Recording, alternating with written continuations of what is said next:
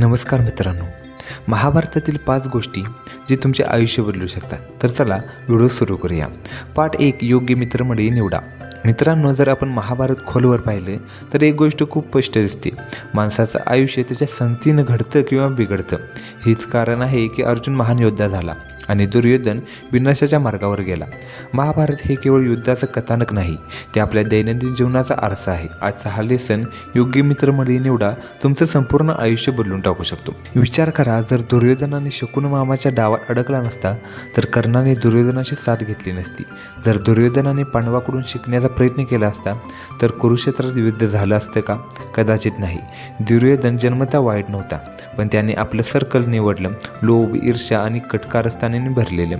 दुसऱ्या बाजूला अर्जुनाला बघा, त्याच्यासोबत कृष्णासारखा मार्गदर्शक, युधिष्ठिरसारखा धर्मप्रिय भाऊ, भीमासारखा धाडसी योद्धा, नकुल सहदेवसारखा नम्र साथी होते. या योग्य संगतीमुळे अर्जुन सर्वश्रेष्ठ धनुर्धर बनला. थोडक्यात तुमचा सर्कल ठरवतो की तुम्ही जिंकणार की हारणार. हेच आपले आयुष्य जोडून बघा. तुम्ही रोज ज्यांच्यासोबत वेळ घालवता तेच लोक तुमचा विचार, निर्णय आणि भविष्य ठरवतात. जर तुमचे मित्र फक्त टाइमपास, हसत खेळत आणि चुकीच्या सवयींमध्ये गुंतलेले असतील तर हळूहळू तुम्ही तसंच व्हाल. पण जर तुमचे मित्र मेहनती, फोकस्ड आणि ग्रोथ माइंडसेट असलेले असतील तर तुम्हाला हवं किंवा नको, तुम्हीही त्या दिशेने खेचले जाल. मित्रांनो, चुकीच्या संगतीचा परिणाम हळूहळू होतो. जसं विष थेंब थेंब करून अंगात उतरतं तसंच.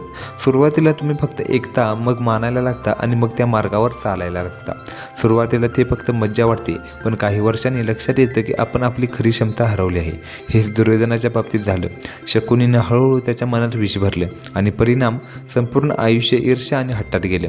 लक्षात ठेवा, चुकीची संगत तुम्हाला कधीही तुमच्या ध्येयांपर्यंत पोहोचू देणार नाही. आता कल्पना करा, तुमच्यासोबत असे लोक असतील, रोज मेहनत करतात, आरोग्याची काळजी घेतात, मोठी स्वप्न पाहतात आणि हार न मानता सतत प्रयत्न करत राहतात, तर काय होईल? तुम्हीही तसेच व्हायला लागाल, कारण ऊर्जाही संक्रमित होते. महाभारतात अर्जुनचं सर्वात मोठं भाग्य हेच होतं की त्याच्यासोबत कृष्ण होते. श्रीकृष्णाने त्याला प्रत्येक वळणावर योग्य दिशा दाखवली. कृष्ण नसते तर अर्जुनही मोह आणि भीतीत अडकला असता. आता प्रश्न, तुम्ही तुमच्या मित्रांचा अंदाज कसा घ्याल? सोपं आहे. स्वतःला 3 प्रश्न विचारा. माझे मित्र मला माझ्या गोल्सकडे ढकलतात का मला त्यापासून दूर नेतात? माझे मित्र फक्त टाइमपास आहेत की मला काहीतरी नवीन शिकवतात? मी माझ्या सर्कलसोबत राहिल्यानंतर उत्साही होतो की थकलेला वाटतो? जर या 3 प्रश्नांचं उत्तर पॉझिटिव्ह असेल तर अभिनंदन, तुमचं सर्कल योग्य आहे. पण जर तुम्हाला वाटलं की तुमचे मित्र तुम्हाला मागे घेत आहेत तर वेळ आहे बदल करण्याची. मित्रांनो, हा लेसन ऐकणं महत्त्वाचं आहे, पण त्याहून महत्त्वाचं आहे ते पाळणं. तर काही प्रॅक्टिकल स्टेप्स आहेत. निगेटिव्हपासून दूर राहा. जे नेहमी तक्रार करतात किंवा इतरांना खाली दाखवतात त्यांच्यापासून लांब राहा. आपल्या सिनियर्स, टीचर्स किंवा यशस्वी लोकांकडून शिका. मिनी सर्कल बनवा. 2 ते 3 असे मित्र निवडा जे तुमच्यासोबत प्रगती करू इच्छितात. पार्ट 2, धर्म बरोबर जबाबदारी. मित्रांनो, महाभारताचा सगळ्यात मोठा संदेश हेच आहे, धर्म म्हणजे फक्त पूजापाठ, विधी किंवा धार्मिक सोयी नाहीत, तर खरी जबाबदारी निभावणं. आजच्या या लेसनमध्ये आपण समजून घेऊ की धर्माचा खरा अर्थ म्हणजे आपल्या जबाबदारीला इच्छेपेक्षा वर स्थान देणं. म्हणूनच महाभारतातील प्रत्येक महान पात्र आपल्याला हे शिकवतो. जो माणूस आपली जबाबदारी इच्छेपेक्षा मोठी मानतो तोच आयुष्यात खरा विजेता होतो. कुरुक्षेत्राच्या युद्धाच्या आधी अर्जुनाचे मन पूर्णपणे खचून गेलं होतं. त्याच्यासमोर त्याचे गुरु, नातेवाईक उभे होते. अर्जुनानं कृष्णाला सांगितलं, मी हे युद्ध करू शकत नाही, मी स्वतःच्या लोकांना कसं मारू? त्यावेळी अर्जुनाची इच्छा होती शांतता, पण श्रीकृष्णाने त्याला आठवण करून दिली, तुझी इच्छा महत्त्वाची नाही, तुझी जबाबदारी महत्त्वाची आहे.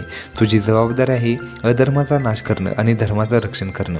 हाच खरा धर्म आहे, इच्छा नव्हे तर जबाबदारी आहे. आता विचार करा, आपल्या आयुष्यात कितीदा असं होतं की आपली इच्छा असते आराम करण्याची, पण आपली जबाबदारी असते अभ्यास करण्याची. आपली इच्छा असते मजा करण्याची, पण आपली जबाबदारी असते मेहनत करण्याची. आपली इच्छा असते त्वरित परिणाम बघण्याची, पण आपली जबाबदारी असते सातत्याने प्रयत्न करण्याची. जर आपण प्रत्येक वेळी इच्छेमागे धावलो तर जबाबदारी मागे राहील आणि जो माणूस जबाबदारी सोडतो तो आयुष्यात कधीही मोठे यश मिळवू शकत नाही. मित्रांनो, हे समजून घ्या, जग तुम्हाला तुमच्या इच्छांमुळे आठवणार नाही तर तुमच्या जबाबदाऱ्यांमुळे आठवेल. भीष्म पितामहांना त्यांच्या प्रतिज्ञा आणि जबाबदारीमुळे ओळखलं जातं. युधिष्ठिरांना त्यांच्या धर्मपालनामुळे आठवलं जातं आणि श्रीकृष्णांना कारण त्यांनी प्रत्येक पावलावर धर्म म्हणजे जबाबदारीला सर्वोच्च स्थान दिलं. तुमच्या आयुष्यातही हेच लागू होतं. लोक हे बघणार नाहीत की तुम्हाला कोणत्या कोणत्या इच्छा होत्या, ते हे बघतील की तुम्ही तुमच्या जबाबदाऱ्या किती प्रामाणिकपणे निभावल्या. मित्रांनो, जबाबदारी निभावणं कधी सोपं नसतं, कारण जबाबदारीचा मार्ग नेहमी कठीण असतो. जबाबदारी तुम्हाला सकाळी उठून मेहनत करायला भाग पाडते, असते, पण इच्छा तुम्हाला अजून झोपायला सांगते. जबाबदारी तुम्हाला अभ्यास करायला सांगते, पण इच्छा तुम्हाला मोबाईल वापरायला भाग पाडते. जबाबदारी तुम्हाला मेहनतीपासून पळू देत नाही, पण इच्छा तुम्हाला शॉर्टकट दाखवते. हाच फरक होता अर्जुन आणि दुर्योधनामध्ये. अर्जुनाने जबाबदारी निवडली, दुर्योधनाने इच्छा, आणि परिणाम अर्जुन अमर झाला आणि दुर्योधन इतिहासात खलनायक झाला. धडा तिसरा, अहंकाराचा नाश करा.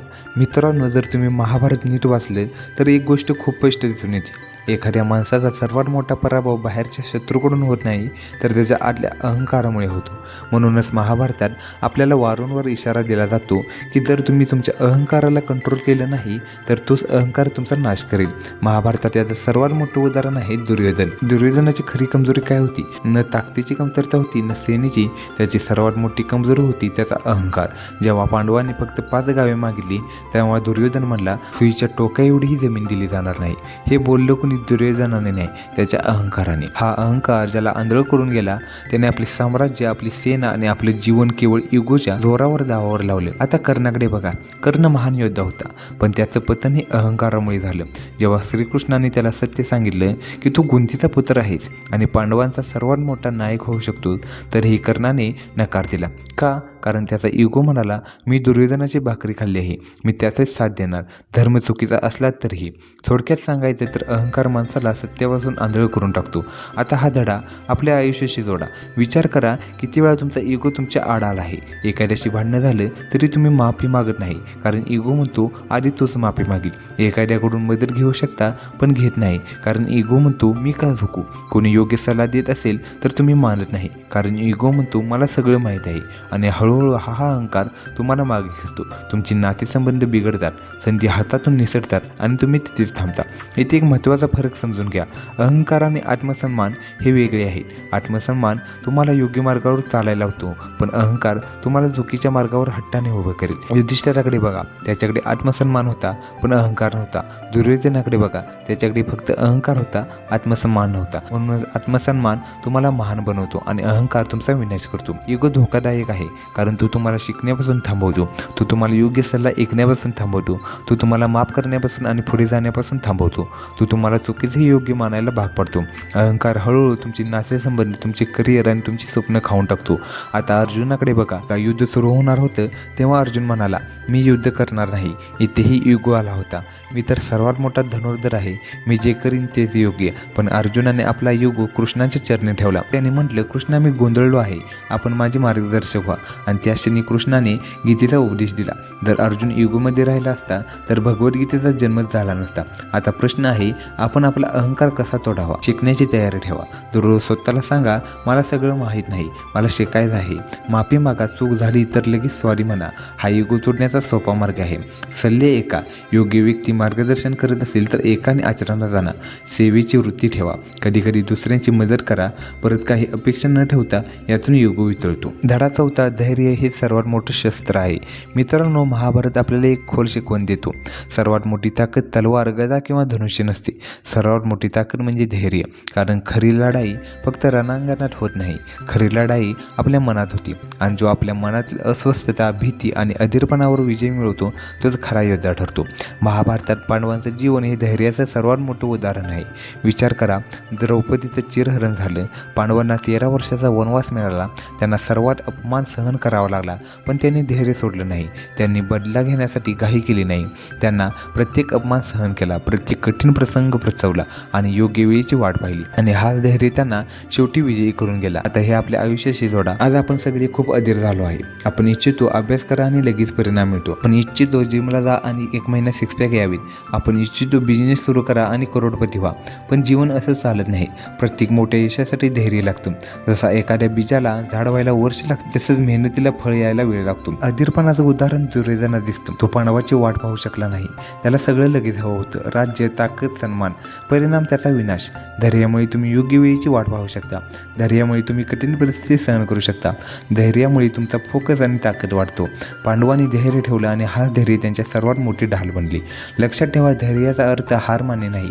धैर्याचा अर्थ आहे योग्य वेळेपर्यंत लढाई सुरू ठेवणं. धडा 5वा, परिस्थितीनुसार बदलायला शिका. मित्रांनो, महाभारताने आपल्या जीवनातील सर्वात मोठं सत्य हेच आहे, जो बदलत्या परिस्थितीनुसार स्वतःला घडवतो तो जगतो आणि पुढे जातो. अनुकूलन हा फक्त जंगलातल्या प्राण्यांचा नियम नाही, तो जीवनाचा नियम आहे.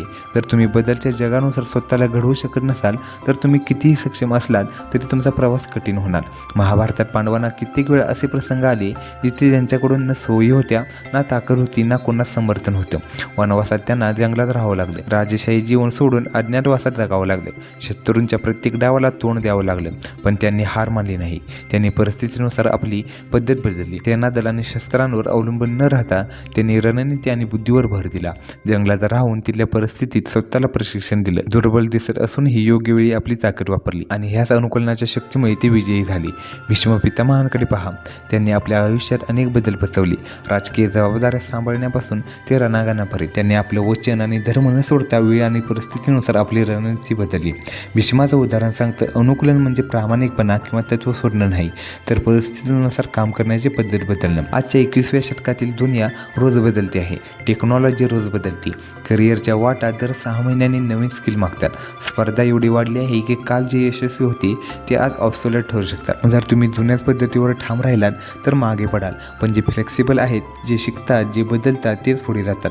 म्हणूनच जीवनात अनुकूलन हे सर्वात मोठं शस्त्र आहे. बदलाला घाबरू नका, बदलत्या परिस्थितीकडे धोका म्हणून पाहू नका, आव्हान म्हणून पहा. जसं पांडवांनी जंगलात कठीण परिस्थितीतही नवीन रणनीती शिकली. काळानुसार स्वतःला अपग्रेड करा. टेक्नॉलॉजी, कम्युनिकेशन, भावनिक बुद्धिमत्ता, प्रत्येक क्षेत्रात फ्लेक्सिबल राहा. परिस्थितीनुसार आपला दृष्टिकोन बदला. अनुकूलन तेव्हा शक्य होते जेव्हा तुम्ही आपल्या चुकांमधून शिकता. Failure is equal to feedback. तर व्हिडिओ आवडला असेल तर व्हिडिओला लाईक आणि चॅनलला सबस्क्राईब जरूर करा. धन्यवाद.